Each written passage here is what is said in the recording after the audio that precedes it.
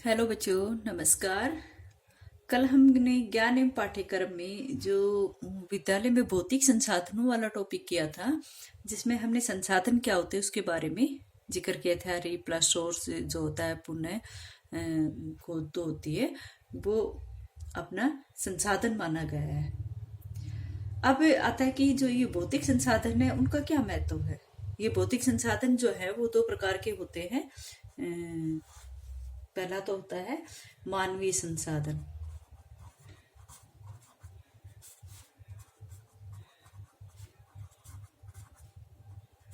Next दूसरा होता है भौतिक संसाधन।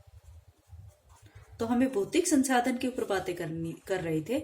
भौतिक संसाधन जो है उनका विद्यालय में क्या क्या रोल है, क्या क्या होते हैं भौतिक संसाधन, इन पर बातें चल रही थी। तो और फिर साथ में हम इनका महत्व क्या है, ये जो भौतिक संसाधन है इनका महत्व क्या है, इनके ऊपर बात करते हैं आज। इन भौतिक संसाधनों का महत्व क्या है हम सभी जानते हैं कि विद्यालय के जो भौतिक साधन है, जैसे स्कूल भवन है, सामान है, अन्य सामग्री है, कोई भी स्कूल है, इन भौतिक साधनों के अभाव में उन्नति नहीं कर पाता है, या फिर ये मान लो कि इस अभाव में गतिशीलता नहीं रहती है। वो स्कूलों की जो प्रगति होती है वो इन साधनों पर ही के माध्यम से ही होती है। इन भौतिक साधनों के लिए स्कूल को जितना अधिक महत्वपूर्ण स्थान मिलता है, जैसे माना जाता है कि स्कूल में भौतिक संसाधन उसी प्रकार से महत्व रखते हैं जिस तरह से आत्मा के लिए शरीर, कारखाने के लिए मशीन, उत्पादन के लिए भूमि है, मजदूर के लिए पदार्थ है। ये सब बातें उसी प्रकार से मानी जाती है जिस प्रकार से विद्यालय में भौतिक संसाधन। ठीक है।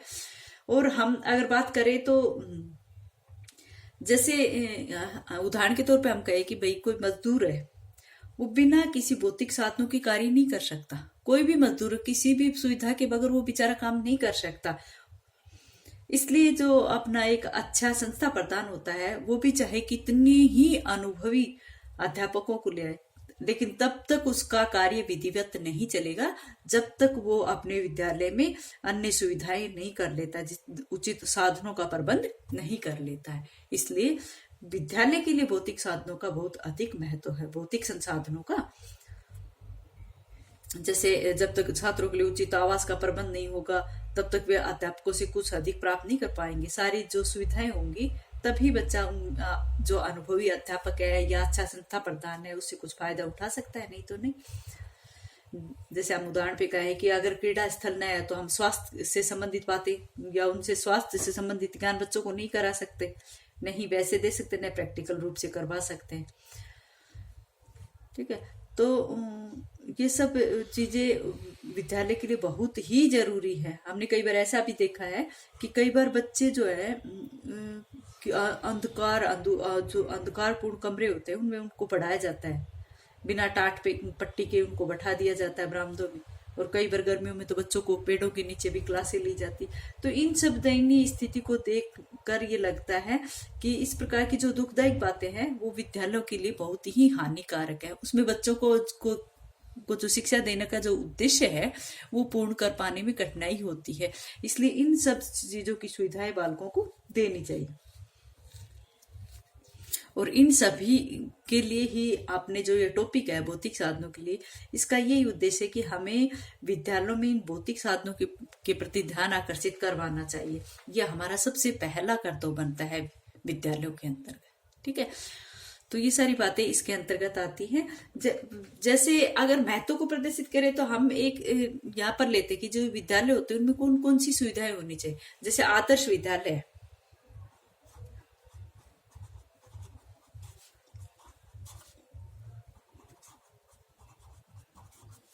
आदर्श विद्यालय या फिर जो मॉडल स्कूल होते हैं उनकी योजना क्या होती है, उनकी जो प्रभावी योजना है उसके बारे में बात करते हैं। आदर्श विद्यालय में जो प्रभावी योजना है उनके अनुसार हम ये देखते हैं कि उन विद्यालयों में कौन कौन सी सुविधाएं होती है, कौन कौन से संसाधन उनके अंतर्गत होते हैं। मॉडल विद्यालय का मतलब ये होता है कि वो विद्यालय जो अपनी क्रिया प्रणाली से या संसाधनों की दृष्टि से सभी मानकों में वो पूर्ण रहते हैं, क्या सभी मानकों में उनकी पूर्ति करते हैं। ऐसे विद्यालय दूसरे विद्यालयों के सामने भी एक उदाहरण के रूप में प्रस्तुत किए जा सकते हैं। ठीक है, तो मॉडल विद्यालय जो होते हैं उनकी प्रभावी योजना में जो योजना आती है उसमें सबसे पहले आती है, जैसे सबसे पहले हम आएंगे कि ये यहाँ पर जो संसाधन होने चाहिए उनमें सबसे पहली सुविधा है कृषि प्रधान भूमि। कृषि प्रधान भूमि भाई मॉडल स्कूल जहाँ भी है उन स्कूलों के लिए जरूरी है कि वहां पर कृषि प्रधान भूमि के होनी चाहिए, जिसके अंतर्गत खेती की भूमि हो, स्टोर हो, मुर्गी पालन हो, जलाशय हो, खाद के गड्ढे, ये सब इसके अंतर्गत आ जाएंगे। कृषि प्रधान भूमि के अंदर ये सारी बातें आ जाएंगी। ठीक है, नेक्स्ट जो आएगा वो आएगा उद्यान या बगीचे। मॉडल स्कूलों में जो दूसरी योजना, प्रभावी योजना में जो दूसरा सुधार किया गया था वो था उद्यान व बगीचे। तो उद्यान और बगीचे का मतलब क्या होता है कि वहां पर जो बाग या बगीचे होते हैं, जो उद्यान होता है, उन बगीचों में फूलों की क्यारियां होनी चाहिए, लताएं होनी चाहिए, सुंदर पेड़ पौधे आदि सब उसके अंतर्गत आ जाती है। ठीक है, नेक्स्ट आता है इसमें क्रीड़ा का मैदान।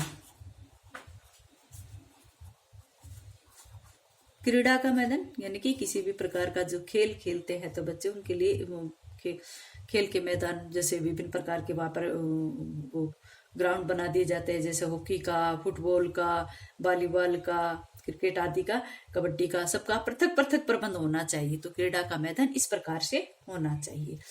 नेक्स्ट है चौथी जो सुविधा है इसके अंतर्गत वो है छात्रावास की।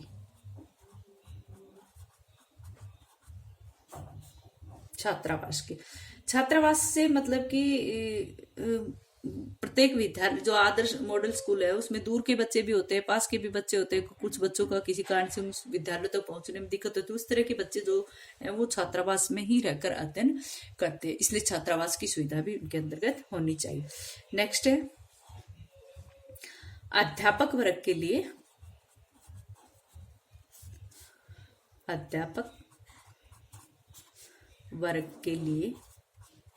आवास।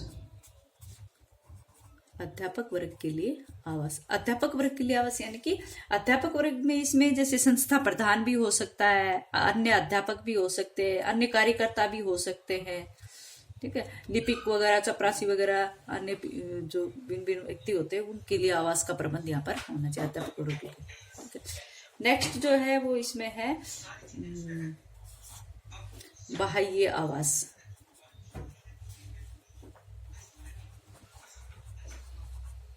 आवास तथा विधि।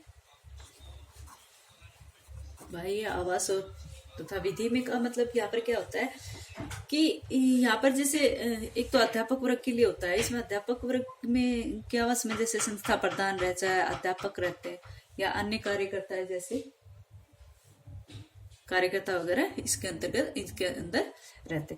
दूसरा जो यहाँ पर बाह्य आवास का मतलब है कि एक बाहर से जो भी आता है उनका प्रबंध, उनके लिए आवास की सुविधा भी होनी चाहिए भाई। जैसे किसी बच्चों के पेरेंट्स आ जाएं या किसी के साथ कोई आ जाए तो उनके लिए भी, क्योंकि इस तरह के जो मॉडल स्कूल होते हैं वो ऐसी जगह पर रहते हैं जहाँ पर मिलने वाले अगर आ जाए भाई दूर के बच्चे होते हैं तो उनको रहने के लिए भी वहां पर कुछ सुविधाएं होनी चाहिए। तो इसलिए बाह्य आवास तथा इस तरह की विधियां आनी चाहिए इसमें।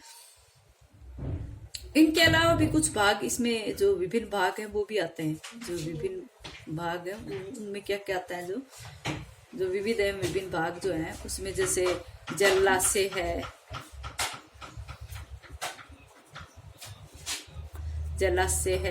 तैरने के लिए तालाब है,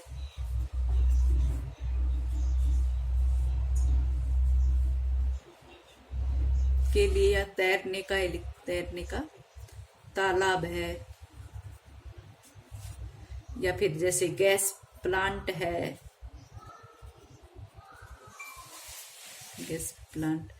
या फिर जैसे आग बुझाने वाला दमकल, आग बुझाने वाले इंजन, या फिर कहें कि जैसे कृषि एवं मुर्गी फार्म,